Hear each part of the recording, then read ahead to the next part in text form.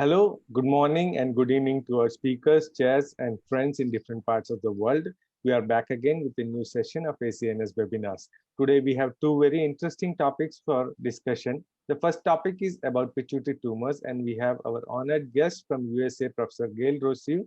Professor Rosseau is the clinical professor of neurosurgery at the George Washington University School of Medicine and Health Sciences in Washington, D.C. Her area of expertise include pituitary and skull-based surgery, microvascular compression syndromes, and stereotactic radiosurgery. Her clinical practice currently is focused in the area of traumatic brain injury. She has been involved in global neurosurgery all of her career and is a leader in the global surgery movement. She is currently the chairman of the WFN Liaison Committee and an officer of the G4 Alliances. She has long served on the board of directors of the Foundation of International Education in Neurosurgery and of the Think First, the International Head and Spine Injury Prevention Program. She has been elected to the Alpha Omega Alpha and to the leadership positions in the American Association of Neurological Surgeons and also the Société de Neurochirurgie de Langue Francaise and the WFNS. We are extremely thankful to Professor Rossi for accepting our invitation to be a speaker at our webinars. The second speaker for today is our honored guest from Italy, who is an expert in the neurophysiological monitoring, Professor Francesco Sala. Professor Sala is professor and chair of neurosurgery at the University of Verona in Italy. His main clinical and research interests are pediatric neurosurgery and intraoperative neurophysiology. Professor Sala is one of the co-founders of the International Society of Intraoperative Neurophysiology, where he has served as a secretary and chairman of the education committee as well as the president. Professor Sala is particularly committed to the training of the young neurosurgeons and the development of intraoperative physiology in the Global Neurosurgical Committee. Since 2010, he teaches at the training course of the European Association of Neurological Societies. In 2016, he was appointed first chair of the Neuromonitoring Committee of the WFNS. We are extremely thankful to Professor Sala for accepting our invitation to be a speaker at our webinars. Today, he is going to talk about neurophysiology-guided resection of intramedullary spinal cord tumors. The chair for the first topic is a very famous figure in world neurosurgery, Professor Imad Kannan. Professor Kannan is the chairman, emeritus, Department of Neurosciences, Al Faisal University College of Medicine, King Faisal Specialist Hospital and Research Center, Riyadh, Saudi Arabia. He is also the chairman of the WFNS Neuroanatomy Committee, who relentlessly organizes very informative series of webinars for which we are very thankful to him. We are extremely thankful to him for accepting our invitation to chair today's webinar. The chair for the second topic is an honored guest from Japan, Professor Yasushi Motoyama. Professor Motoyama is the director of Stroke Center and Department of Neurosurgery, Osaka Police Hospital, Osaka, Japan. He is also the visiting professor at the Department of Neurosurgery in Nara Medical University. He is an expert in the field of neuromonitoring in Japan. We are so thankful to him for accepting our invitation to chair this webinar. On behalf of the Education Committee of the ACNS and the President, Professor Yoko Kaito, I would like to welcome both the speakers and chairs to this online platform of ACNS webinars. Dr. Liu Boon Seng from Malaysia is my co-host for today. And with that introduction, I would like to hand over the platform to Professor Imad Kannan. Thank you, Professor Vaja. You gave a very comprehensive, I think, introduction that I cannot compete with you with memorizing all the titles and the functionality. I'm honored and privileged to be today on this webinar with my friends and esteemed stout colleague, Gail Rosseau. And Gail does not need a major introduction. She is known for her contribution to the world of neurosurgery. She was trained by the best people, and some of them are close friend of mine, Ed Lowe's. I know this is why I think she moved into the Pituitary. She was in Pittsburgh, and I think you have sometimes in Chicago as well, aren't you? Are yes. you? Yeah. Yeah. So, of course, Chicago, I cherish the city because my daughter studied there. I used to be there once or 3 times a year to visit the place. She has took all the leadership position you can think about, but most of important one is the foundation and the global education. That's what I cherish and she cherish. And on many occasions, I joined her with these endeavors around the world in the less privileged countries and not only in the North American, but in Europe and in Asia. Without further ado, I will leave the venue for Gail to start her presentation and to catch up with her patient. They are waiting eagerly to see her. Yeah.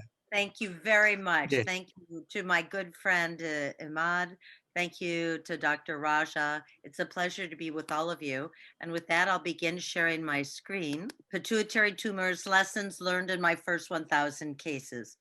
So thank you. What a pleasure to be together this way. And I hope that very soon we will all be able to be together in person. Uh, since I'm American, I'll tell you that the first meeting that I think I'm going to be able to go is the American Association of Neurological Surgeons, to which you are all invited. It is an in-person meeting this August, the 21st through the 25th of August in Orlando. So I hope that that will be the occasion after many, many canceled and postponed meetings that we can meet together in person. Well, let's talk about pituitary tumors. And given the respiratory nature of COVID, it's a while since many of us have done pituitary tumors. And so, except the most urgent cases. So, it is a topic that I'm glad was selected by the ACNS because it deserves some review at this particular point in time. Uh, since Dr. Iman, my good friend, mentioned Chicago, I'll tell you this is where I've been spending my time during COVID. I'm originally from Chicago. My family is there. I have a home there. As you mentioned, I'm a professor of neurosurgery at George Washington University. So I have an apartment just up the street from this pretty view of the mall. And we also have a new old home that was built during Thomas Jefferson's presidency. That's in this lovely rural area of Connecticut. So that's where I've been spending my time when I've been away from all of you. Well, let's talk about transsphenoidal pituitary surgery over the next few minutes we have together. And these are the 5 areas I'd like to briefly touch on. So, the diagnosis and indications for surgery, which I think is very important, the OR setup, and in particular, obtaining the correct angle of approach for safe surgery, tumor resection and completeness of resection, adequate and safe closure, and never forgetting that we are doctors, not only surgeons, and that pre and post op care are essential parts of what we do. So, the first are diagnosis and indications for surgery. And I really want to make an emphasis about this, particularly for the younger members of our audience. You know, as our esteemed moderator mentioned, I was trained by Ed Laws, who has the largest personal series of transsphenoidal pituitary operations of anyone in the world. It's around 7,000.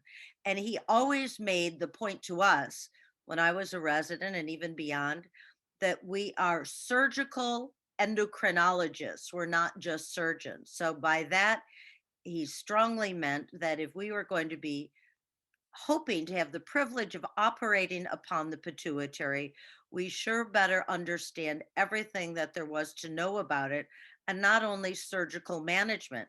So, here's just one example of a case that I hope you will retain. It's one that I saw. And, you know, after a period of time, you get known for pituitary tumors. You may be the local pituitary expert in your clinic or department. And so people send you a lot of lesions fairly routinely that look like the one on the left.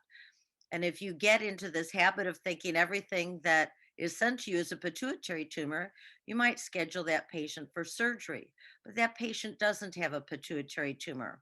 They had primary hypothyroidism with a secondary or reflexive growth of the pituitary gland. And all this patient needed was thyroid hormone replacement. Likewise, this same kind of enlargement of the pituitary gland can happen in a normal pregnancy. So you want to be certain that you're making the right diagnosis from the beginning and that your indications for surgery are not simply a mass in the sella or a mass that starts in the sella and extends to the suprasellar space. You really want to know what it is that you're dealing with from the very beginning. That's an important part of being a good surgeon, I believe. And then even when you do have the right indication, right diagnosis, for example, this microprolactinoma, where we have both imaging and hormonal assays that show us that this is a prolactinoma. You want to be most familiar with long-term outcomes of the literature and decide with the patient whether this should better be handled by surgical removal, which might very well be the right choice for a young person. But if this turns up in someone who's an older person, then you can probably, from a point of safety and cost, manage that for a remaining decade or two of life with medications rather than surgery. So, once again, understanding the diagnosis and the indications for surgery are very important for the endocrine surgeon. And then even when you get into large masses, it's important to keep these things in mind. So in the case of, say, the tumor at the left, that's a case of acromegaly with that amount of bony invasion. And that's a tumor that both requires surgery, but also, which you know is highly unlikely to have surgery as its curative treatment. With that degree of bony involvement, you will probably need multimodality therapy. And the other two tumors that have the cystic degeneration at top, clearly these have a mass effect that is related to non-neoplastic tissue. So surgery is going to play a major role. And then finally, when you look at the tumor below, this is a massive macroprolactinoma in someone who lost vision, complete vision in one eye 10 years previously. And so you have to recognize that total removal of that tumor is probably not your goal, but protecting the patient's life and the vision in the other eye is. So there's a variety of ways that one needs to look at the diagnosis and indications for surgery. And I want to just be sure that any talk about surgical technique always begins with the intellectual exercise, also just as important as the surgical exercise, and that is deciding whether to operate and how to operate. And then finally, this is the last thing I want to say about this concept is to listen to the patient. This is actually an article from the New York Times called Sleepless, but it is the personal story of one of my patients. This was a 45-year-old university professor, very wise man, very well-educated man who had excellent medical care. And he was very fit, rode his bicycle to campus every day to teach his chemical engineering classes. And yet he developed high blood pressure, diabetes. He was fatigued all the time. Finally, when at age 45, he was getting braces on his teeth, he said to all these excellent doctors, "Can you all talk to one another? What's wrong with me?" Well, in fact, uh, it was his psychiatrist that he was seeing for his sleeplessness and depression that put it all together. He had acromegaly and he didn't really have any permanent condition from any of these people. And once we took out his pituitary tumor, which is now well over a decade ago, he's been fine ever since. And all of those multiple problems completely went away. So it's really very interesting to me, the protein manifestations of pituitary disease, but it really is our job to put it all together. And then Cushing himself, as brilliant as he was, called Cushing's disease a syndrome whose presentation can be so many and so varied as to baffle analysis. So enough said, we need to pay attention to the endocrine aspects of what we do. And we also need to pay attention to the visual aspects of what we do. I think that the visual tracts are fascinating and complex, and it's such a wonderful part of pituitary surgery that we have the opportunity to also learn so much about the eye. And the local ophthalmologist will be your best friends. It's really important to understand these things and to do pre and post-op evaluations. So you learn over the years how good you are or aren't at doing this. Then finally, I mentioned briefly the special considerations regarding transsphenoidal surgery during COVID, and I would commend to all of you this important article from April of last year, published by our colleagues, that really outlined how to safely do the necessary transsphenoidal surgery during the period of this respiratory pandemic. Well, now let's move into surgery. And what about the OR setup? There's been a lot of evolution in the last 25 years in how to do pituitary surgery. And once again, I want to emphasize that the most important aspects are the anatomy. I'm sure our moderator would agree with that. And thinking carefully about the anatomy and not to get caught up in the technology. So, whether you use a microscope or an endoscope, whether you use a 2-hand, 3-hand, or 4-hand approach, the important things are still the same. You want to be sure you have the right angle of approach so that your trajectory is into the sella and not into the anterior cranial fossa. So I show you the base of a real skull here, which has the 2 sphenoid sinus ostia, and the way you can approach them through an endonasal approach. It really doesn't matter to me or to successful outcomes for the patient how you get there, but you do need to have this angle of approach and be thinking always in your mind's eye about creating a window of opening into the sphenoid sinus that has at the upper outer corners of that window the 2 sphenoid sinus ostia. If you do that, you'll have the right angle of approach and you will never find yourself inadvertently in the anterior cranial fossa. So this kind of cartoon or schema that you see on the left is what you always want to be thinking about in your mind's eye. How do I open the rostrum, the face of the sphenoid sinus, in order to stay on the right angle and in the midline to open the center of the sella in order to get at that tumor? Think of it in this way.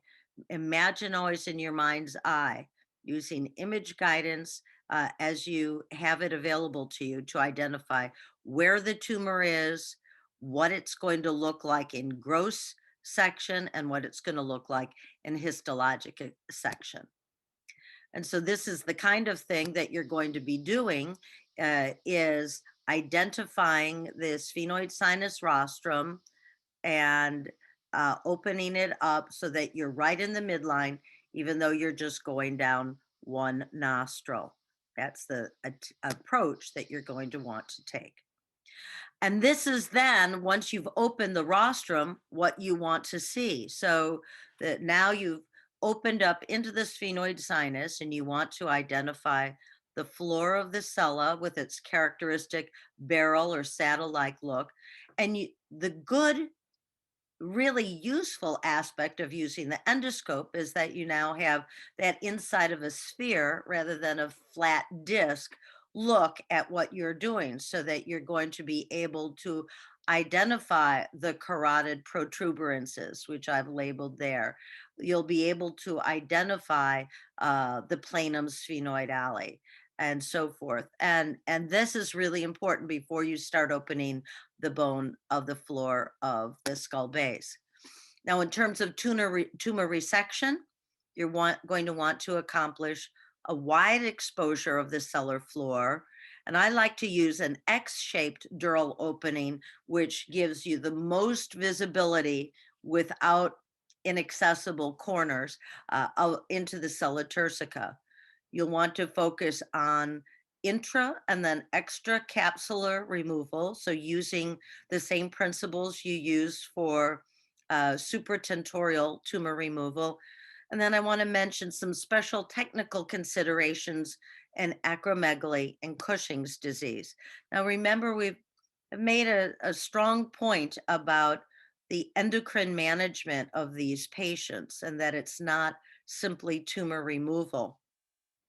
Likewise, when dealing with a patient who has Cushing's disease or acromegaly, remember that these are called malignant endocrinopathies. They're not malignant tumors, but if we don't get their endocrine values back to normal, they will have shortened lifespans because of the many bad effects of having too much cortisol or too much IGF-1.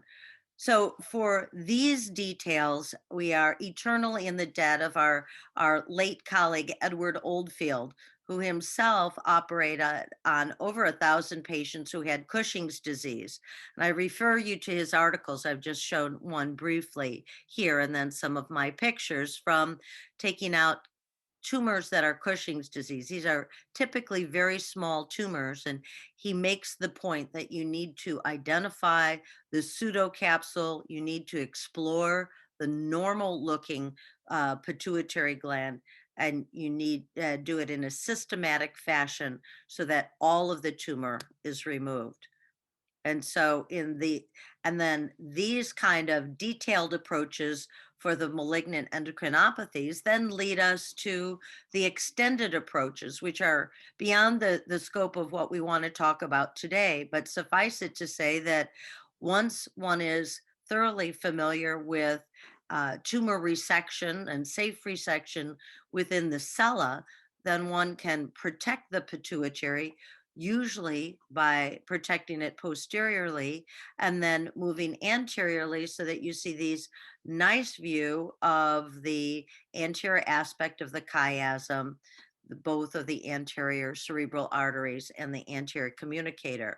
And this can be a very, very effective, nice and safe way to remove tumors of the planum sphenoidale.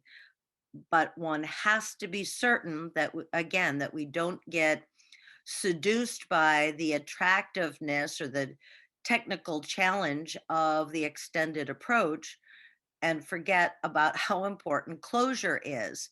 And it's especially important in the anterior cranial base like this because you're creating a CSF leak. That's how you're getting to the planum sphenoidale. So we don't want to take an operation that is perfectly safe with almost zero chance of meningitis, and that is a craniotomy for planum sphenoidale meningioma, and make it a very dangerous operation just because we're attracted to the idea of removing it through the base of the skull in a transsphenoidal approach.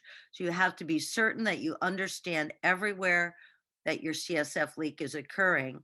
And then you need to do both an intradural and extradural closure, because remember, both gravity and pressure, intracerebral pressure, intracranial pressure, are going to work against your closure. I like to use periumbilical adipose to help with this. The sinus needs to be properly managed and filled, and that you also want to manage the septum and turbinates well. Those neurosurgeons who say that they have not had any problems after endonasal endoscopic surgery are probably not doing their own post-op nasal follow-up, because there are issues that can occur and you want to be sure you minimize those for patient care, patient safety. So that it should look something like this when you're done. The tumor has been removed and now you are replacing the septum in the midline, and your superior turbinate is exactly where it started. That's the look that you want. You don't want patients to forever have only one patent nostril, and that's the one that you operated through. So attention to detail is really important. Many people have written about how to manage complications of this. My own point is that we've been doing this kind of endonasal endoscopic approach for more than 25 years. So try to make it not a management of complications, but a prevention of complications by being thoroughly familiar with the various ways of doing intra and extradural closure techniques, and do them every patient every time so that you don't have takebacks to the operating room because of meningitis. now you're done with the operation, and I would like to encourage everyone to resist the urge to think that your job is over, because post-operative care is what surgeons do as well. Pre-op, intraoperative, post-op, it's all equally important. Remember to care about their nose. Your patients do. If you've taken fat or fascia from some other part of the body, don't forget to check it. Make sure that those incisions are healing well. We like to do labs on post-op day 1, 2, and 7. The patient's always home by post-op day 2. So make sure that, at least in our hands, you want to be sure that you have a system, a good, reliable, fail-safe system of communication, because nearly 10% of patients will have hyponatremia even after uneventful pituitary surgery. So you want to know if they have it and know how to counsel them through that so they don't get sick.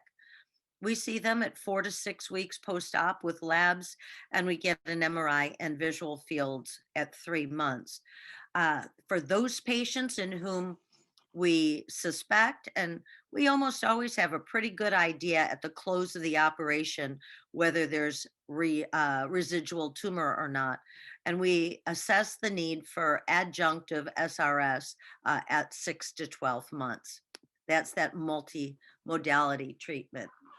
Well, since we have a younger audience, I just wanted to be sure to take this time to mention that there are fellowships available, international fellowships, and that the deadline for application in this cycle for the Bassett Fellowship is May 1st. So it's coming up in 1 month.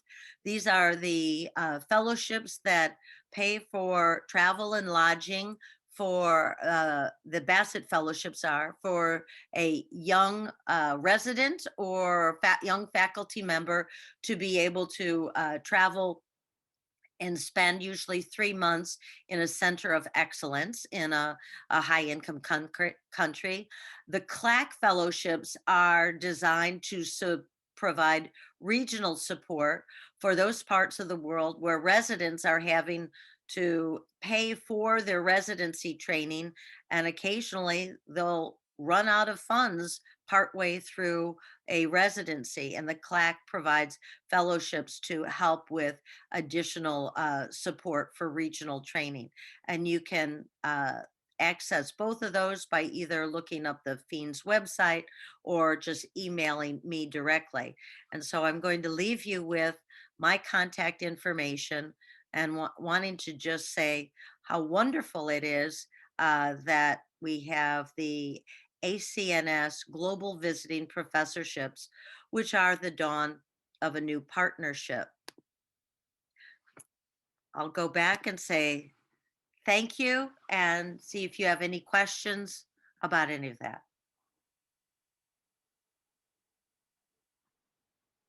You're muted.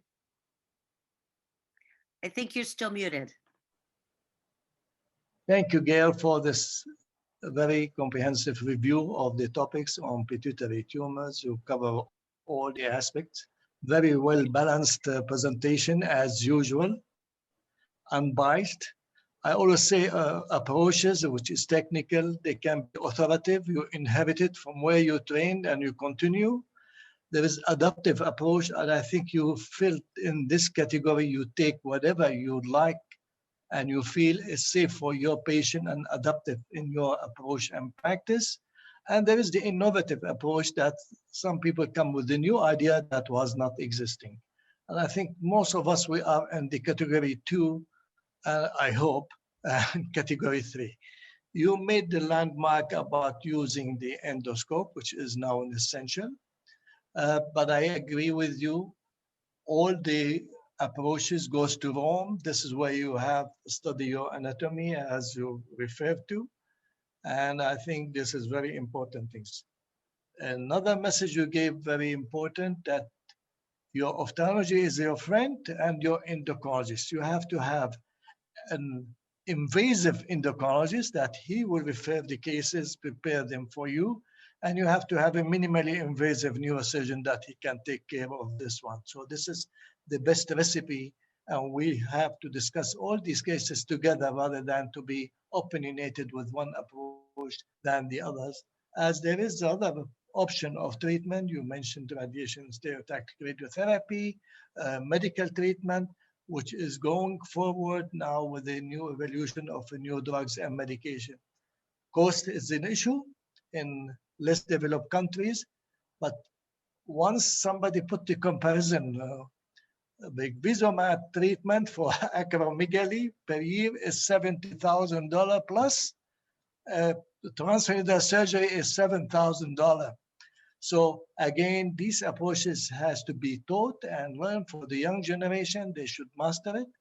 If you don't have this piece of equipment, there is always an alternative to have. And this is one of the reasons why endoscopy is popularized, because the cost of endoscope is not as the cost of a microscope. This is another reason. Now, I have one question, perhaps the microadenoma in Cushing. This is a common question, but I want the young generation to hear it from you. How you localize, what are the steps shortly, and if you don't see the microadenoma in images, what is your approach? Yes, well, that's a very good question. And again, I have found that the writing of Ed Oldfield has really informed the way that I practice.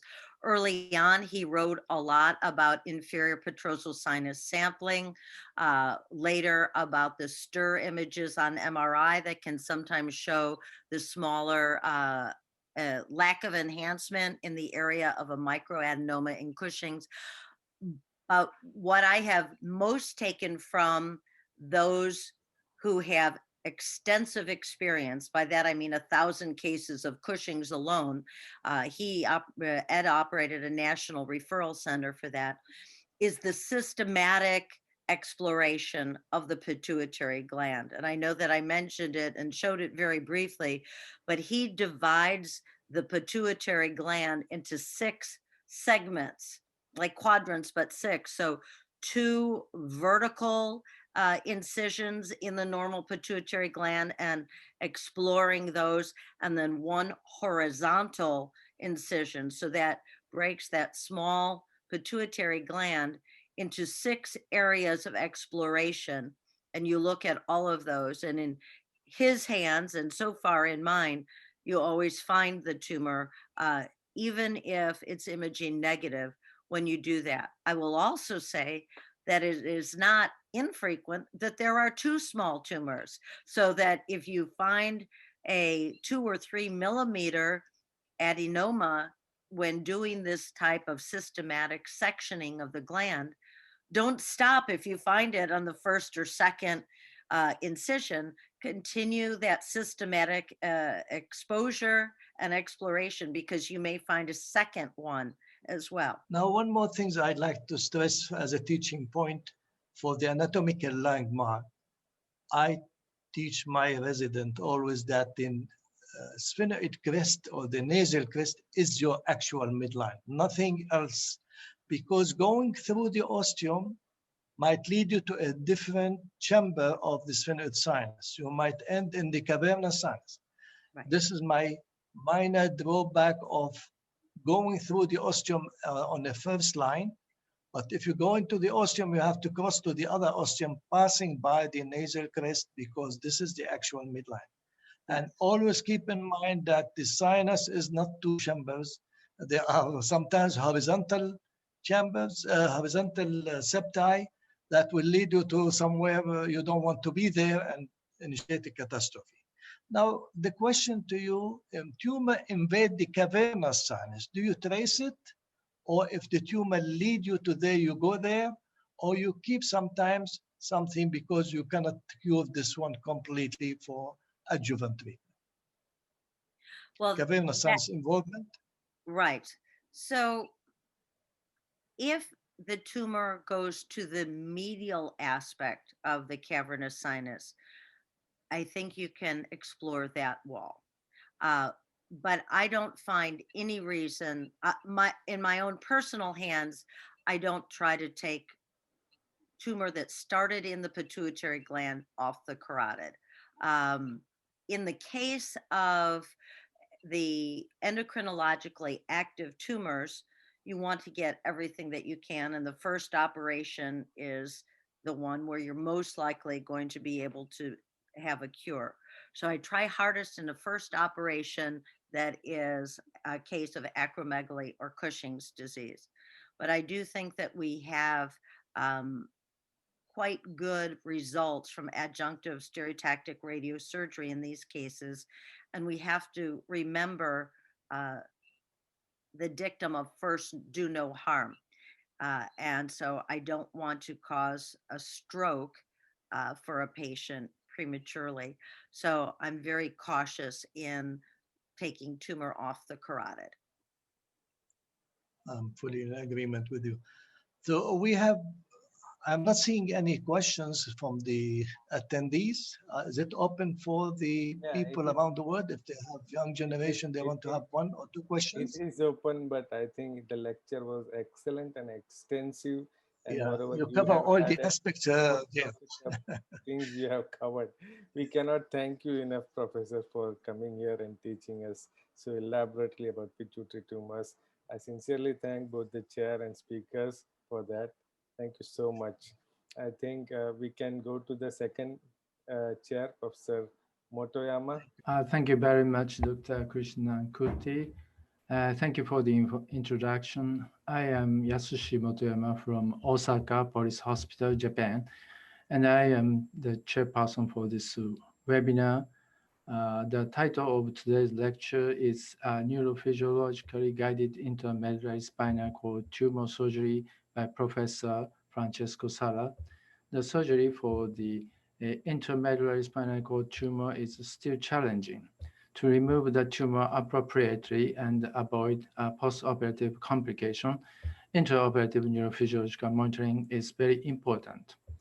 I also use intraoperative neuromonitoring when performing spinal cord tumor surgery, but I sometimes encounter difficult situation in interpretation because there are some variations in monitoring modalities, and we have still problems such as false negative and false positive findings.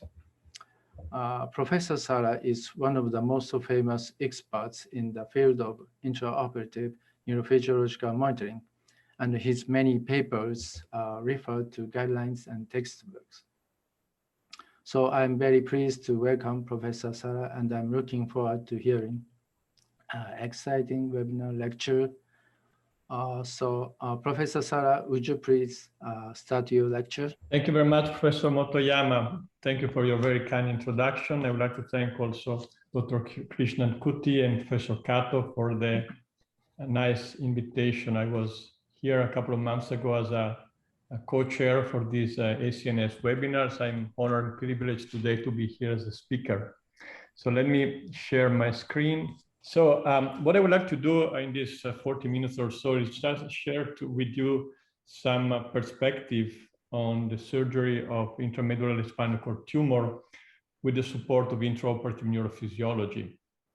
I consider this a kind of functional approach to neurosurgery. Traditionally, we are used to consider functional neurosurgery as epilepsy surgery, rhizotomy, DBS, stereotactic neurosurgery. But in fact, I think in the third millennium, neurosurgery should be all functional, meaning that besides anatomy, we also need to rely and know neurophysiology.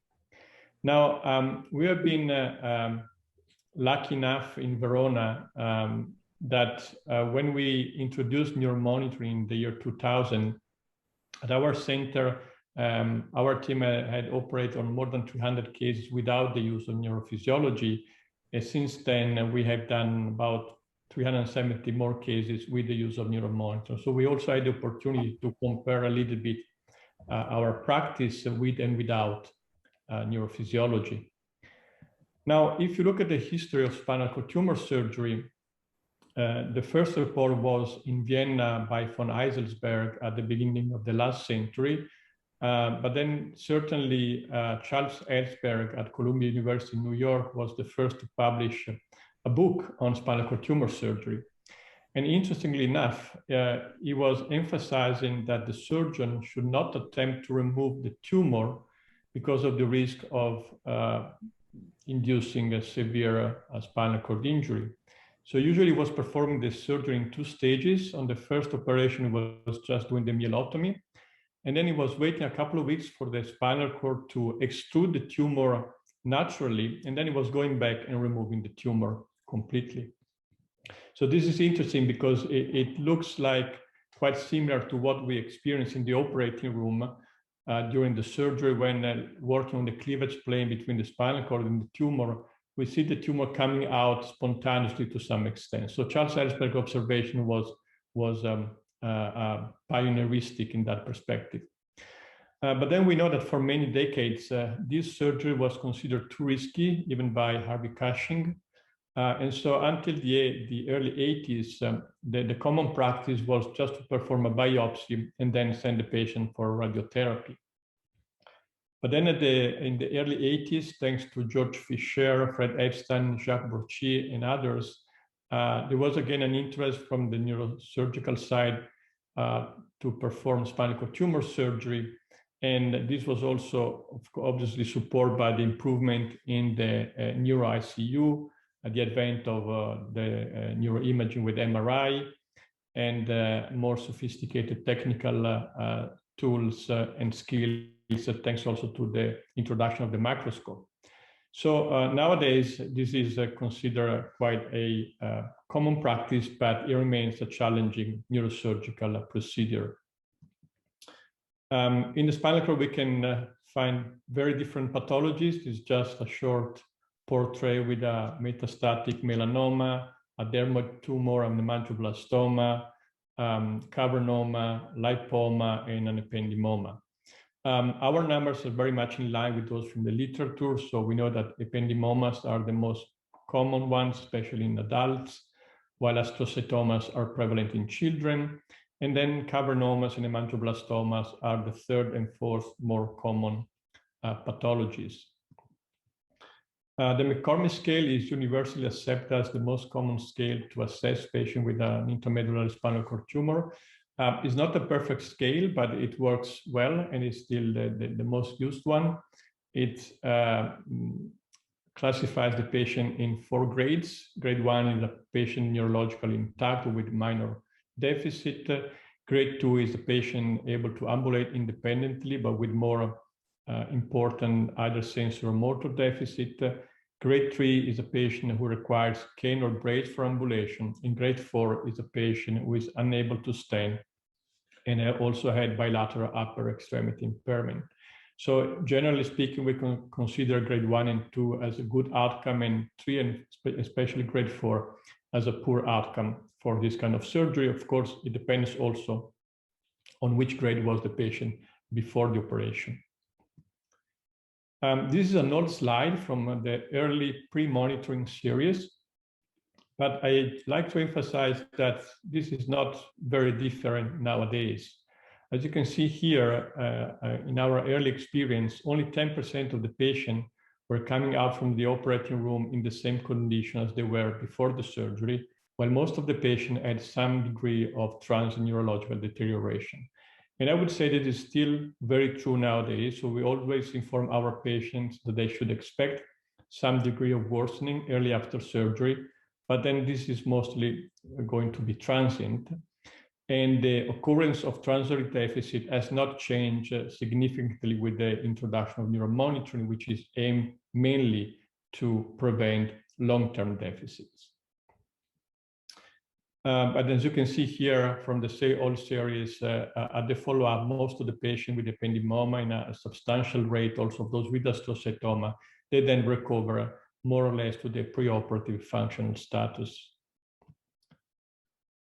In terms of surgical techniques, we operate this patient in prone position. We try to do a laminotomy rather than a laminectomy in order to minimize the risk of post-operative deformity, especially in children. So the first step is, in the vast majority of the cases, an incision of the dorsal longitudinal raphe, the myelotomy, and then we try to identify the dorsal surface of the tumor. And then at this stage, usually a specimen is sent for biopsy. Though I have to say that intraoperative frozen section is not very helpful. Usually the pathologists cannot differentiate between ependymoma and astrocytoma. And the only value I would say is in the case of malignant tumor, because if we have the evidence and also the confirmation that it's a malignancy, we may be more conservative and then just do a partial resection and a duroplasty. It is by all means a forehand surgery. It's important the experience of both the surgeons, although we like to involve also our all the residents in this particular approach, but certainly the surgery can proceed very quickly if the two surgeons are well experienced in these specific surgical procedures. Now, the first step of the surgery is usually to identify the poles, the upper and lower pole of the tumor. And then I have to say we don't use very much the CUSA. I prefer never to use the CUSA on the cleavage plane between the tumor and the spinal cord. I just use it sometimes for large tumors to do some central debulking and facilitate now the working on the cleavage plane between tumor and spinal cord. So developing a plane is the most important thing. We try to minimize any coagulation, especially on the ventral aspect of the tumor, and to use subcutaneous warm irrigation to keep the surgical field warm, which also helps the preservation of the potentials. For the ependymoma, the goal is that of a total removal. For astrocytoma, of course, it depends very much from the histology. With pilocytic astrocytoma, sometimes you can perform a total removal. With grade 2 and higher astrocytomas, it may be more challenging because the tumor infiltrates the spinal cord, and there is, in many of these cases, not a real cleavage plane. And of course, the role of neuromonitoring, which has become standard for us over the past 20 years. So this is just some intraoperative pics, the laminotomy, the opening of the arachnoid, and then the incision of the dorsal raphe to displace the dorsal column laterally, and then you can start now to see the tumor. Now, in terms of monitoring, motor and somatosensory potential are the two most important modalities. The somatosensory potential have been in use for many, many decades. This was one of the first neurophysiological techniques to be used in the operating room. We have to keep in mind the SCPs reflect only the activity of the dorsal columns, not of the spinothalamic tract and not at all of the motor tracts.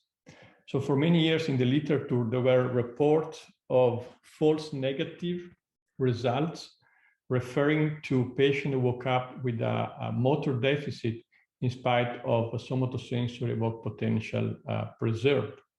Now, I think this is a misleading concept because the somatosensory evoked potential are not aimed, are not expected to predict motor outcome for which motor evoked potential should be used. So I think that the use of false negative SCPs has been quite misleading in the literature.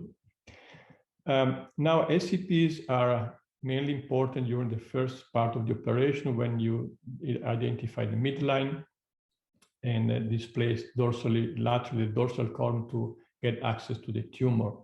One of the problems is that just doing that, sometimes you lose your SCPs. You may have a significant drop in the amplitude of these potentials. This is the reason why we use the SCPs routinely. We try to preserve them as much as possible, but we don't use them as a criterion to abandon the surgery. They are quite sensitive to anesthesia and to the manipulation of the dorsal column. So if you rely only on the SCPs and you stop when the SCP drop, you may end up stopping surgery too early in too many cases. Decrease of the SCPs does not mean necessarily that they will be lost and then the patient will have a deficit. So we try to preserve them as much as we can, but in general, we don't stop the surgery based on the SCP variations only. And the more we are now becoming able to protect the motor pathways, the more the patients are coming back complaining now, not for motor deficit, but for sensory deficit, for a proprioception deficit. So I think this is important to pay attention also to the somatosensory evoked potential, and to take care also of this deficit, because they may impact substantially in the patient's life, especially for those patients for which proprioception might be as much important as motor function. And in order to preserve the SCPs, some techniques have been proposed also to map the dorsal columns. There are at least 3 techniques proposed in the literature. I will just present very briefly the one by Mirella Simon, which is quite straightforward, and we are using this time to time. So basically, this is based on the possibility to stimulate the exposed dorsal column. You can map the dorsal column coming from left to right or right to left, and you record the potential from the somatosensory cortex with these scalp electrodes. Now, when you move to one side, from one side to the other of the spinal cord, you will have an inversion of the polarity of this response. This is very similar to what we do in brain tumor surgery to identify the central sulcus with what is known as the phase reversal technique.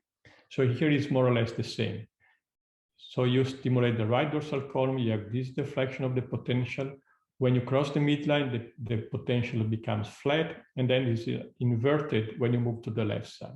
So this can help in cases where the midline is not easily recognizable, which is actually not very common, because most of the time you can see the tiny vessel which enter the pia at 90 degrees, and they enter exactly in the midline.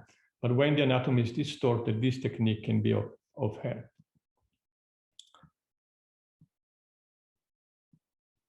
Now, of course, motor evoked potentials played a major role in spinal cord tumor surgery. And basically, we can record this potential from either the exposed spinal cord or directly peripherally from the muscles. Now, if we record the motor evoked potentials from the spinal cord, we use a single stimulus and record what is called as the D wave. The D wave is a direct activation. This stands for direct activation of the axons of the first motor neuron.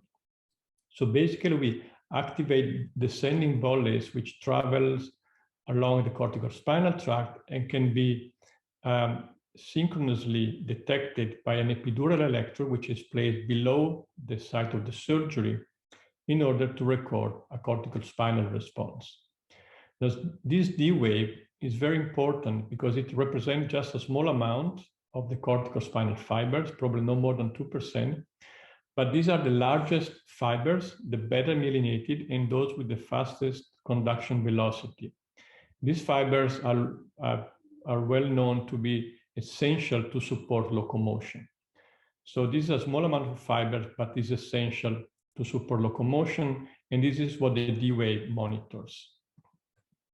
And we have learned across many years that whenever the D wave is preserved, the long-term motor outcome will be good.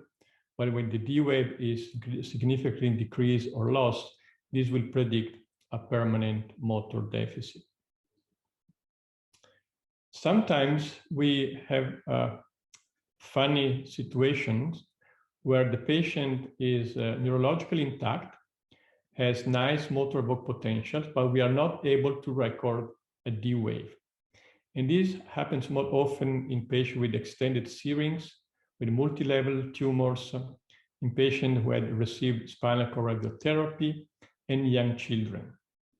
So what all these patients have in common is the fact that their spinal cord is probably, from a site architectural perspective, is kind of very much affected by either the extended tumor or cyst or the immaturity of the cortical spinal tract in the young children. So what happens in this patient is that each fibers of the cortical spinal tract probably still conducts, but they are all conducts at different velocity. And therefore, we don't have a single synchronous signal which can be detected by the epidural electrode. So there will be no D wave. But then at the end, all this input fires on the alpha motor neuron. You can have a temporal and spatial summation of these inputs, and therefore you can generate muscle motor evoked potential. So some patients who have minor neurological deficit may still not have a monitorable D wave for these reasons. Now the question is D wave monitoring truly a strong predictor of the long-term motor outcome?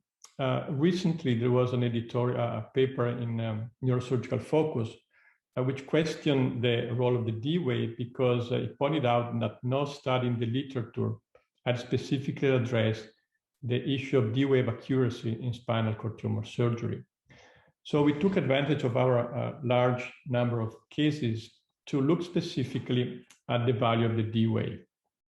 These were 291 patients operated on for spinal cord tumor surgery. And first of all, we looked in how many cases the D wave was monitored. So we observed that in 43 cases, the D wave was not monitored either for logistic or technical problems or because the tumor was too caudal. So if you have a tumor at the level of T10, T11, you cannot monitor the D wave because your epidural electrode will end up overlapping the cauda equina rather than the spinal cord, and therefore it will not be possible to record a motor potential. So 14% of the cases, D wave monitor was not attempted. In an additional 25%, we attempt D wave monitoring, but it was not monitorable either because the patient had a severe paresis preoperatively or for technical problems and or the desynchronization phenomenon. So in the end, we had a monitorable D wave in 173 patients. So first of all, we look at the monitorability, and it turned out that it was much higher for the ependymomas than it was for the astrocytomas. But this most likely reflects the neurological status of the patient when it arrives to surgery.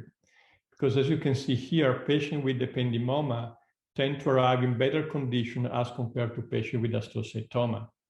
So the McCormick rate 3 and 4 was 3 times higher in the astrocytoma group than in the ependymoma group. So most likely the better monitorability for the ependymoma reflect the better neurological status of the patient before the surgery.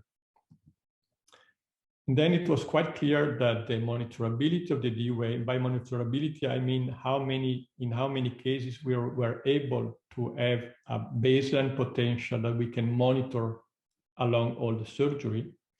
The monitorability was up to 80% for the McCormick grade 1 patient, and it dropped down to 40% for those in McCormick grade 4. So unfortunately, the patient with more severe deficit are less monitorable than those who arrive to surgery in good neurological conditions. Here you can see that at discharge, also the patient where the D wave was preserved, a substantial number of them worsened to McCormick grade 3 and 4 in the first week after surgery. As I said, monitoring does not prevent the transient deficit, or not necessarily. But the important point is that the follow-up, most of these patients recover, and we had only 9 patients in McCormick grade 3 and 4. And of those 3 with paraplegia, 2 were paraplegic already before the surgery.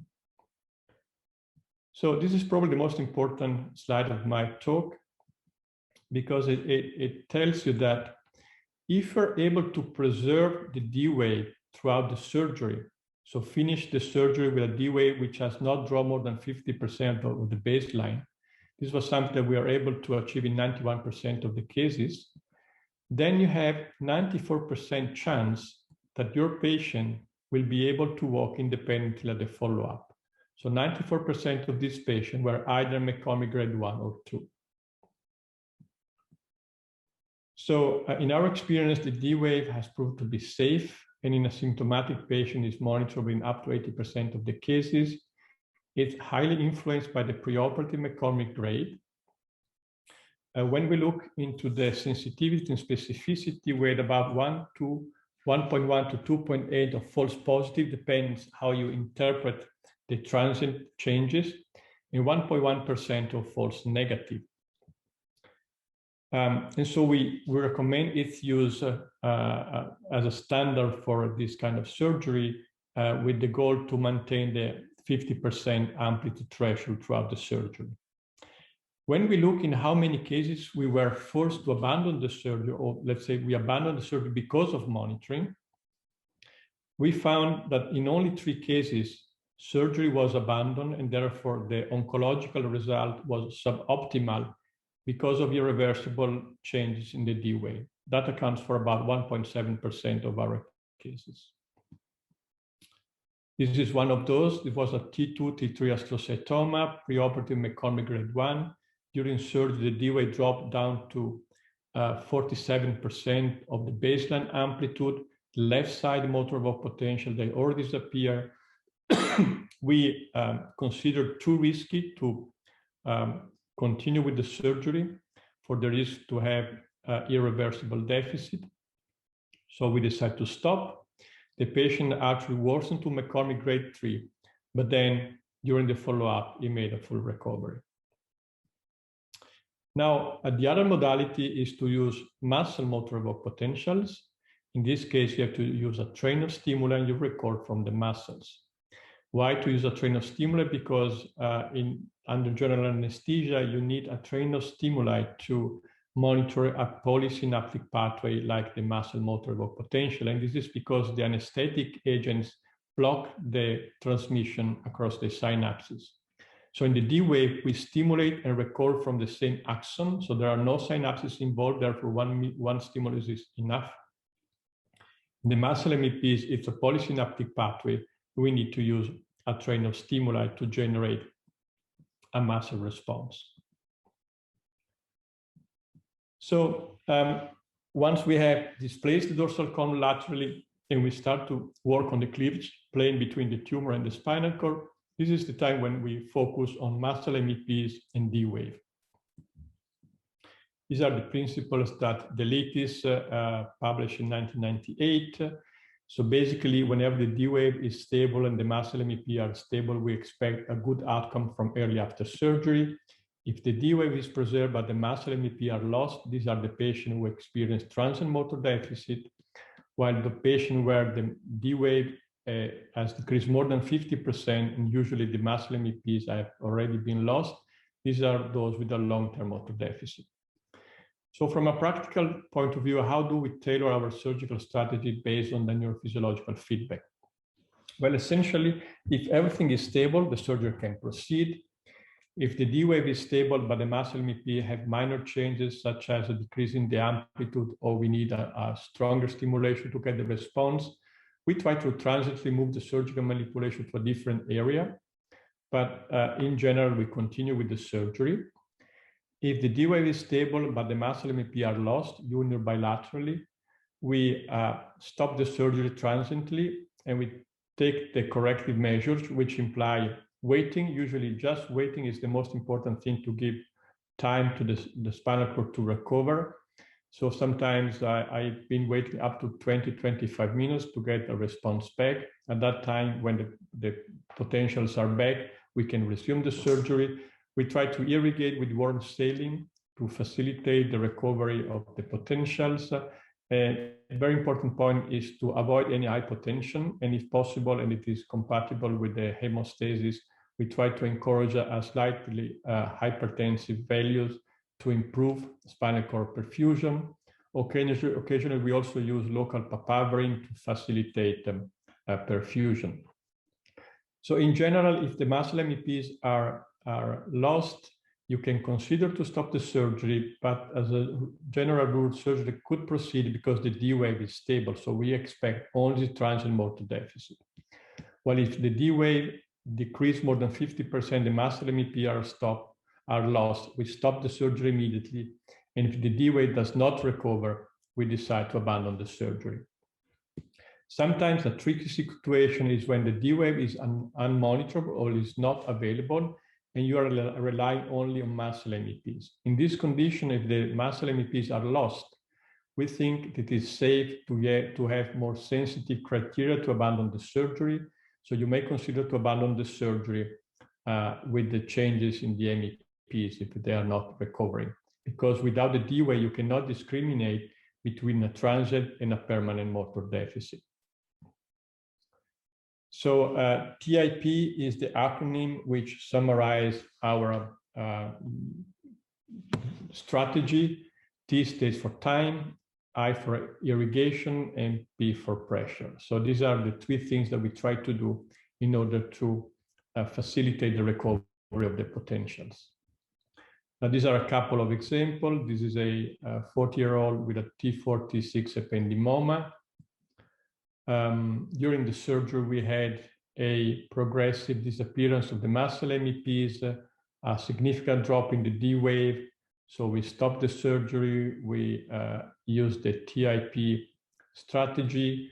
Doing this, the potential progressively recover. So at the end, the D wave was dropped on no more than 50%. The muscle MEPs were back, and the patient had a good outcome from early after surgery. This is another case of a young boy who presented to us with just some neck pain, but this quite extended cervicomedullary tumor. So the surgery was performed with monitoring for the D wave, muscle MEPs, SCPs, and also for the lower cranial nerves. At surgery, the left side muscle MEPs were quite stable, while we progressively lost one after the other the MEPs from the right side, except for the abductor hallucis brevis. We had also some fluctuation in the lower cranial nerve monitoring, but overall the scenario was not too bad. And the most important thing was that the D wave was always very stable. So we decided to continue with the surgery because there was a cleavage plane, so we considered the possibility to remove the tumor completely, and the disappearance of only muscle MEPs was predicting transient motor deficit. So the patient woke up with a significant tetraparesis, which was more marked on the right side where we lost the potentials. He also had some swallowing difficulties at the beginning, but it didn't require any tracheostomy or gastrostomy. And then he progressively recovered. This is 3 months after the surgery. You see he's still a little bit clumsy on his right hand, but able to walk independently. And he continued to progress and make a full recovery within a few months thereafter. So we tried to use monitoring to achieve the best oncological result without charging the patient with permanent deficit. In this case, you need some rehabilitation, of course, but we could possibly achieve a total removal of the tumor, which was a pilocytic astrocytoma. And so this child now is definitely cured. So in general, the ependymoma behaved like the Clint Eastwood, The Good of the famous Sergio Leone movie. The goal here is to remove the tumor, which is feasible in up to 90% of the cases. And the role of monitoring is to improve functional outcome to a stop-and-go surgical strategy. For the astrocytoma, they behave like the bad or the ugly, depending on the grade of malignancy. It's many times not possible to achieve a total removal, but in general, if you look at the long-term survival, especially in children, if you're able to take out at least 75 to 80% of the tumor, especially for the low-grade glioma, this can guarantee a prolonged survival and a good quality of life for these patients. So the role of monitoring here is not necessarily to force a complete removal, but is more to preserve function. Just a technical point, there have been some papers suggesting that when you stimulate the spinal cord and you get a muscle response, that means that you are stimulating the cortical spinal tract.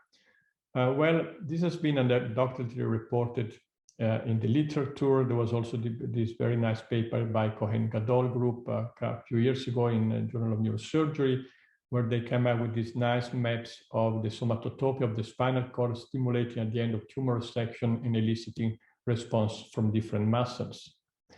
If you look at this video, here we were stimulating within the surgical bed after the removal of an ependymoma. So a direct spinal cord mapping with a bipolar stimulation.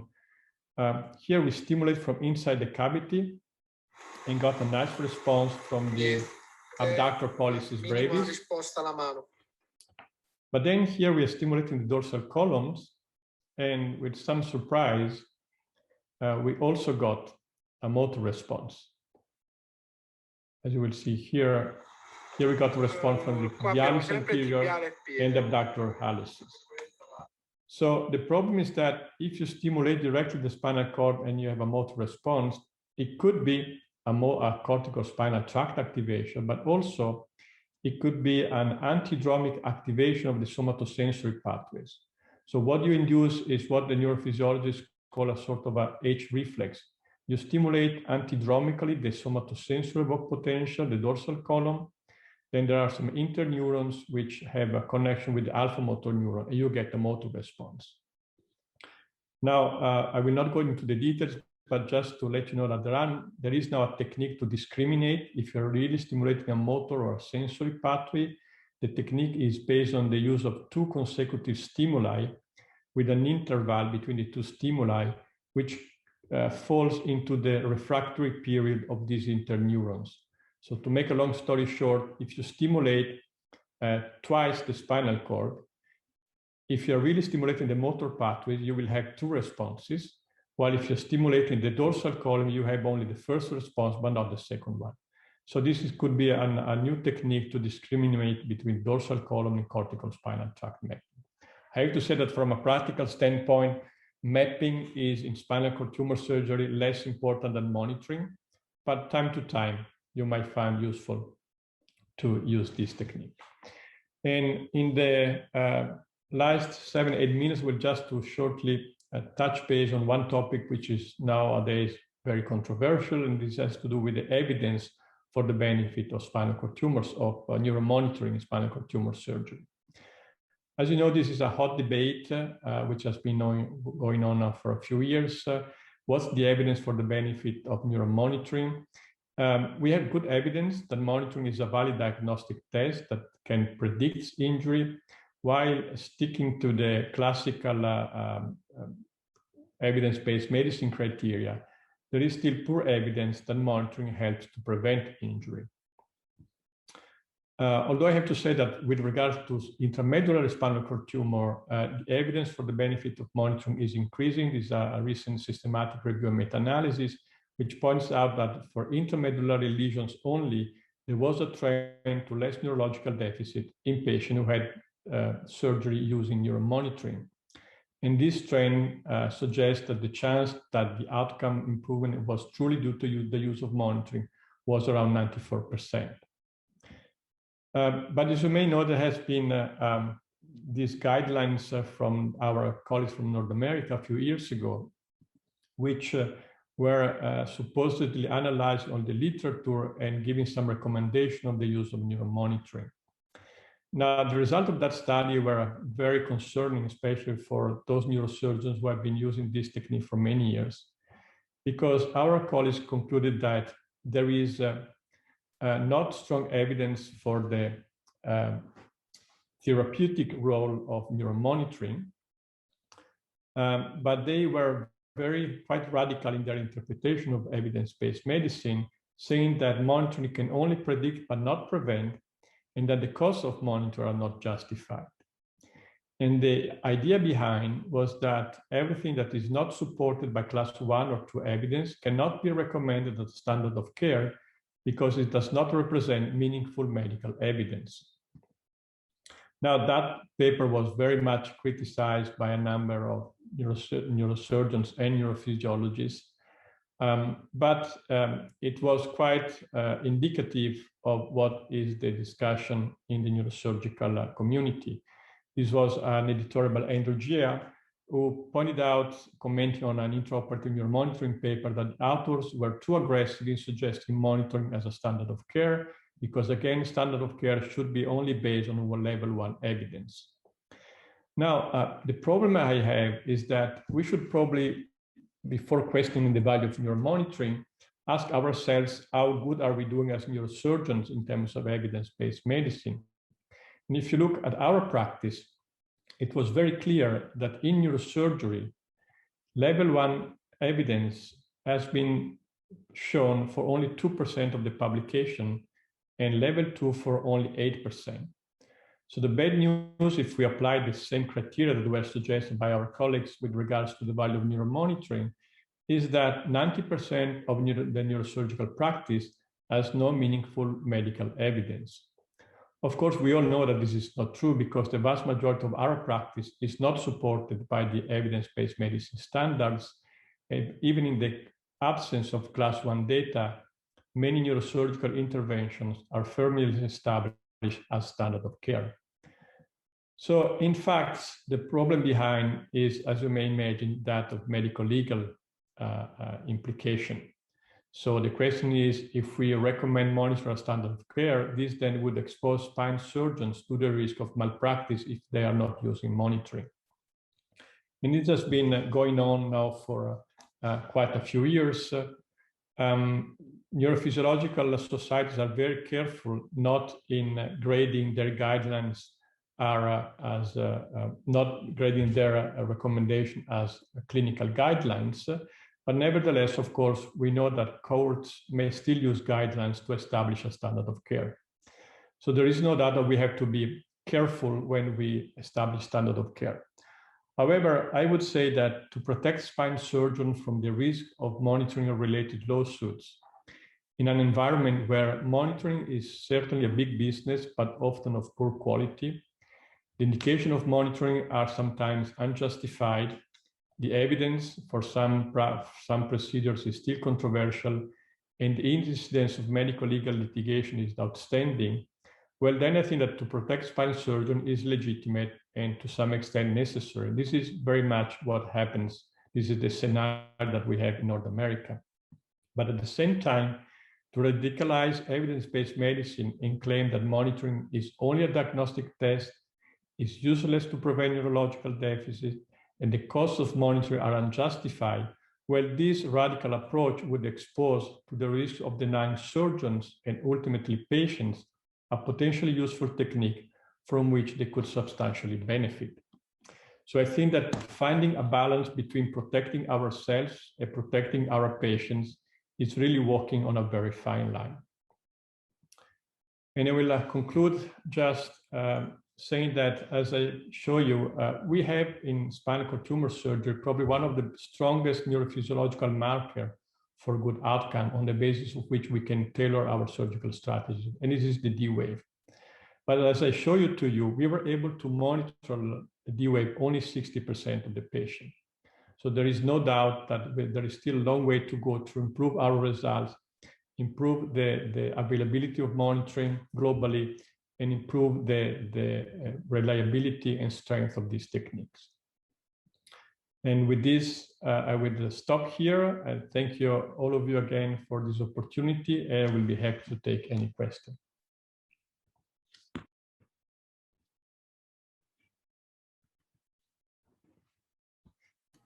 Thank you, Professor Sala. Thank you very much for your wonderful lecture from the history of surgery for the intramedullary spinal cord tumor. I'm very impressed. Very illustrative cases and fine procedure guided by intraoperative neural monitoring and good outcome.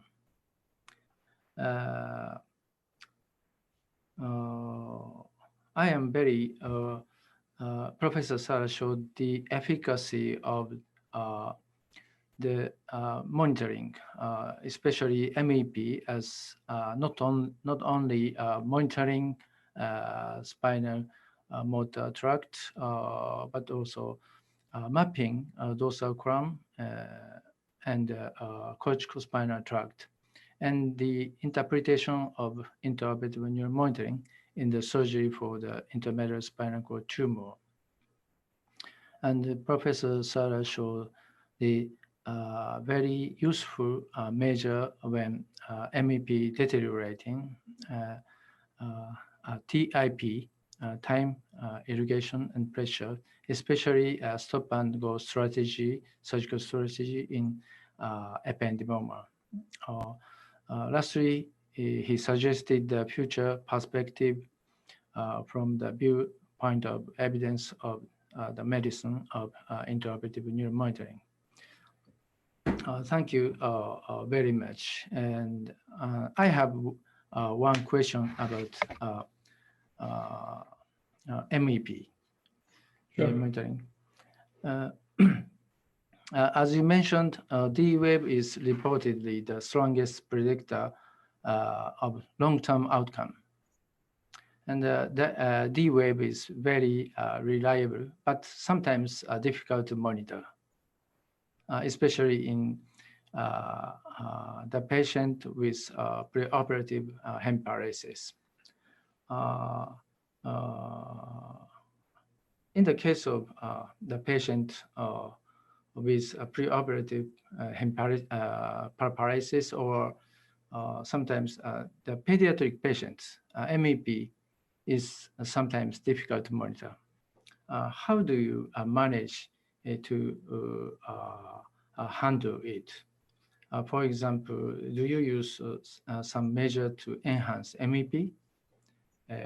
For example, the serial multi-train technique or post-tetanic stimulation. How about such measures? Yeah, thank you very much, Professor Motoyama, for your interesting, nice question. Yeah, you're right. I mean, sometimes it's not so easy to get this potential. So for the D-wave, I show you, in a big series, we were able to monitor in 60% of the cases, which means that we still have to improve that. So this may depend from well, first of all, of course, I didn't mention that, but anesthesia is very important, because when you would do intraoperative monitoring, it's very important to use total intravenous anesthesia and avoid, of course, any muscle relaxation except for intubation.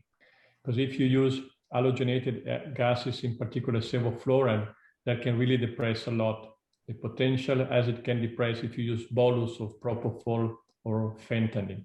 So we try to keep a steady anesthesia, totally intravenous. Now, in terms of techniques, for the D-wave, what we find useful is sometimes to average the response.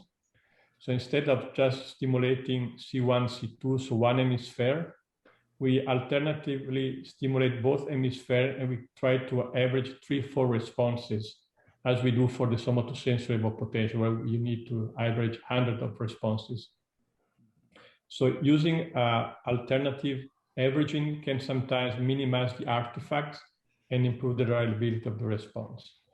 For the muscle MEPs, in children, yes, especially children below the age of 4 or 5 years, they still have a very mature cortical spinal tract, so it may be more challenging to get nice responses. So you can, first of all, you can increase the number of stimuli. Instead of using 5, you can use 7 or even 9 stimuli. So that facilitates sometimes a sort of built-up effect. It's like each subsequent stimulus facilitate the previous one. So by repeating the stimulation, we most of the time can get a response. There are other techniques that I don't routinely use, but can certainly facilitate. For example, if you do a peripheral facilitation with a double thread technique that you mentioned, so this can definitely be helpful.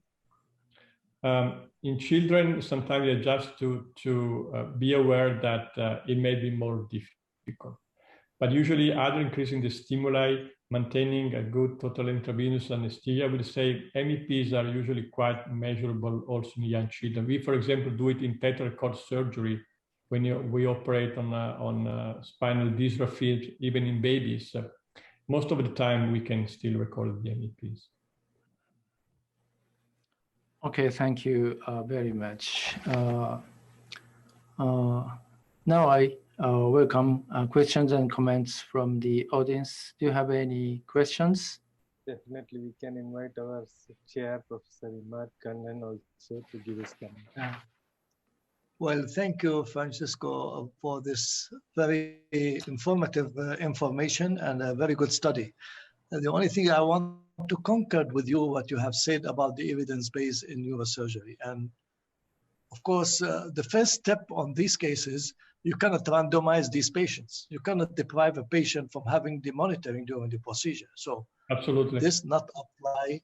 And this is one of them. Then the number of cases, we know spinal cord tumor is not a common unless this is a referral center, yet the number is not a huge as comparing to neurosurgical oncology like a glioma or so. So their statement is unfortunately not valid, and I agree with you completely. You see your patient as is based on experience, and for possibly a multicentric study will be a potential solution that they all use the same technique from surgical perspective and from the monitoring perspective. So congratulations, very good study. Thank you.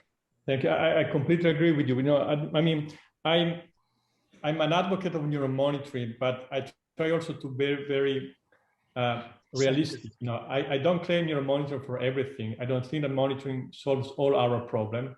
I think that just makes sense and can be very helpful to us in many situations. Now, of course, we don't have class 1 evidence. As you said, I will never accept to randomize my patients for the use of monitoring. I mean, if you have a spinal cord tumor, if I don't have monitoring available, I would rather send the patient to another center for a spinal cord tumor. For other spinal procedures, monitoring can be helpful, but it's not probably necessary 100%. Now, that paper from North America, you know, was very worrisome because it was published in the best neurosurgical journal. It was read by neurosurgeons all over the world. And the take-home message was monitoring is useless and the cost of monitoring are not justified. This is very bad for the patients, first of all, because it's denying the potential value of a technique. Now, what was never disclosed in that guidelines was that the main value of that paper was to protect from medical legal lawsuit.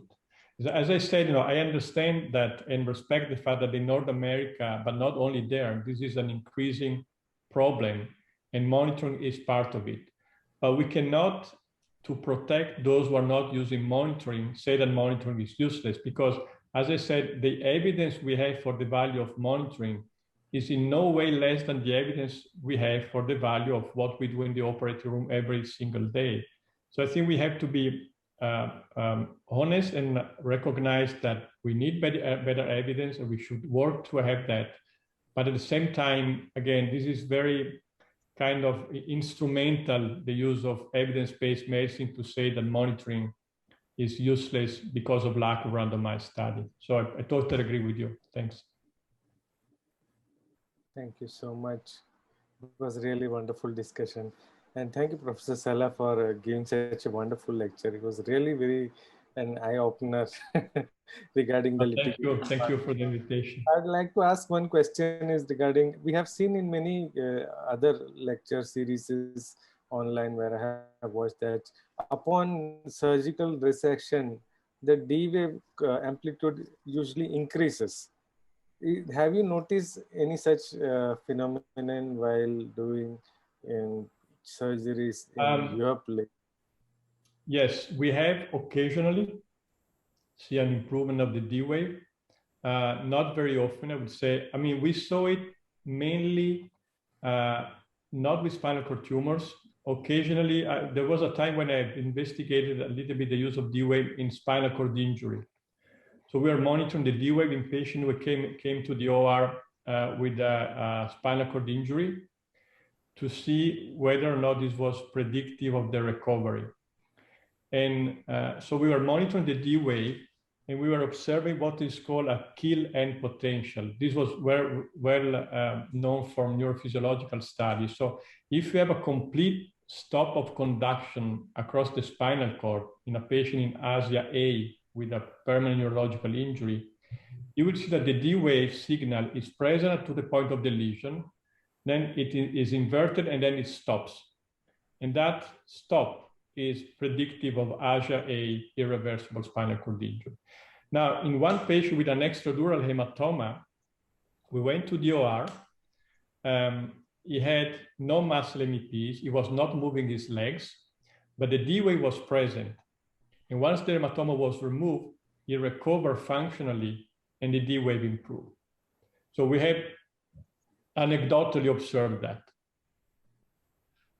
But I'm not surprised. I expect that could happen in some cases. So it was a nice observation of yours. I would invite my co-host, Dr. Liu Bun Singh. Sorry. Thank you, Raja. Thank you, Professor. I wish to ask Professor, in a case of paraplegia, how how often do we think that we need to have some form of monitoring in terms of in our practice, and also in terms of medical legal protection? Is there any role for that? My second question is, Professor, how simplified can the monitoring be? For example, like a tethered cord, we usually just do EMG monitoring. So how simplified can the monitoring be? My last question is for spinal cord stimulation. Is there any different by using a monopolar or bipolar stimulation in terms of outcome and predict the distance of the lesion from the motor fibers? Thank you, Professor. Okay, well, that were many questions. Thank you. I will try to answer all of them. So the first was about what to do in a paraplegic patient. So, you can argue that if the patient is paraplegic, there is nothing to prevent. So you might not necessarily need monitoring. But if you have the possibility, I would recommend to use monitoring as well, because first of all, you can document if there is any response. Now, as I said, you may have a patient who has a D wave, but no muscle MEPs. So it might be something still monitorable, or let's say better than the clinical status not always corresponds 100% to the neurophysiology. So, you can take your baseline. If you don't have any baseline, of course, there is no point in monitoring unless you want to see if something reappears at the end of the surgery. But no one can blame you for not monitoring a patient who is not monitorable from the beginning. But again, keep in mind that from a medical legal standpoint, you are more exposed to lawsuit. If you have monitor, you don't use it, than if you don't have it at all. Okay, so if you have a spinal cord tumor, as I said before, I think in 2021, you should send the patient to a center where they can do the surgery with monitoring.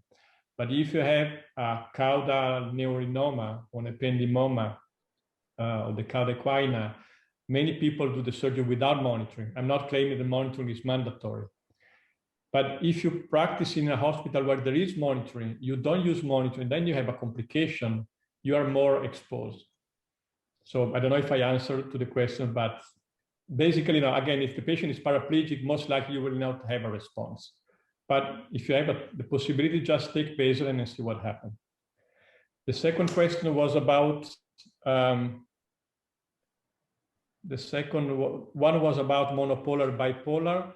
So monopolar, bipolar depends if you're performing, spinal cord tumor surgery, cauda equina surgery, brain mapping. So in brain surgery, just keep in mind that if you use a bipolar, your stimulation is more focal. So when you do awake surgery with the pain field technique, with the Ogerman stimulator, you're using a bipolar stimulation, which means that you are more focal, which is good on one side. The bad side is that unless you're very close to the eloquent area, you might not get a response. If you're using a monopolar, it's less focal, so you can get a response even if you're not very close. And I find it helpful, for example, in doing subcortical mapping when I approach the cortical spinal tract, because I see that I'm getting closer and closer. If you do cauda equina surgery, we usually use a bipolar concentric electrode to minimize the spreading of the current when we map the different roots of the cauda equina. For spinal cord mapping, usually this is done again with bipolar stimulation, but we don't use it routinely. In spinal cord tumor surgery, really monitoring is what you need more than mapping. And if you can refresh me the third question, which I forgot. Yeah, how simple is monitoring can be if free running EMG? Yes. Yeah. Well, this is a very important question. It can be as simple as you like, as long as you communicate to the surgeons, if you are the neurophysiologist or if you are the surgeon, as long as you are aware of the limitation. So if you have only EMG, that's fine, you can use only EMG, but you should know what EMG provides you and what EMG does not provide you. If you do a spinal cord tumor and you have only SCPs, of course it's better than nothing, but you should know that SCPs do not provide information on the cortical spinal tract. So, it can be simple, and it should be simple when you start to do it. and then you can build up on your experience, have more sophisticated and complex neuromonitor. But the important thing is always to be aware of the limitations of what you're using. Right. Thank you. Professor Thank you. Vaja, may I Yes, have one comment? Do I have time yes, to please, ask one more definitely. question? Yeah, sure. Why not? Yeah. Francesco, I want to ask you, you remember when they used the CUSA first time was Professor Stein on intramedullary tumor. This is the very earliest indication to use the CUSA. I understood from your presentation, and I think I practice a little bit like what you do. I don't like to use the CUSA for the whole resection, but as you said, in a bigger tumor, you decompress it.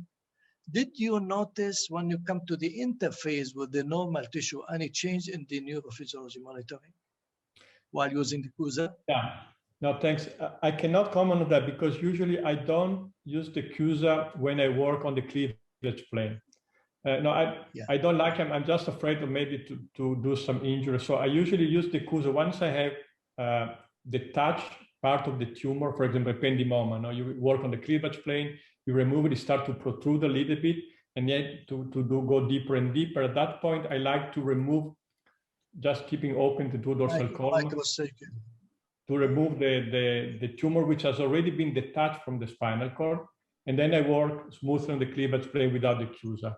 So, but I know that people that use the CUSA also on the cleavage plane, sometimes they notice artifacts or changes in the monitoring, but I don't use it, but don't do it most of the time. I agree with your practice, but I'll use the CUSA for the central part. The other thing, when I come more to the periphery, I will down regulate the CUSA. So not the same oscillation and vibration. Sure. This is very important for the young generation to know how to do it. But Absolutely. at the cleavage, I don't like to use it. I still like to inflict it and do the microsurgical technique by the dissection. Thank you very much. Thank you. Thank you so much. That was a very, very practical and important point. Thank you so much. We would like to conclude this session, but before we would like to get the concluding remarks from Professor Motoyama. Oh, thank you, everyone, for the fruitful discussion. I would like to thank Professor Sala again, and Professor Yoko Kato organizing the webinar. I would express gratitude. So this lecture is now closed. Thank you. Thank you so much. We'll have our concluding remarks from the chair, Professor Markanen, as well. Well, it was a pleasure to see the both speakers with their sharing their expertise. Fantastic presentation, and commend this webinar, and I hope that you continue your progress, success of this Asian Congress of Neurological Surgery webinar. Thank you to you and Professor Kato for inviting us to be part. Thank you. Thank you so much. Professor. In that case, we will wind this up officially on behalf of the Education Committee of the ACNS and the President, Professor Yoko Kato. I would like to sincerely thank both the speakers for today, Professor Francesco Sala and Professor Gail Rosseau, as well as the chairs, Professor Yasushi Motoyama and Professor Markanen, for taking out their precious time and coming to our webinars and teaching us pituitary tumors and neurophysiology for spinal tumors. Thank you, my dear co-host Liu Bung-Seng, for joining today, and all the distinguished faculties from Japan and the rest of the world who joined. So until we all meet on next Saturday, it is bye-bye from all of us.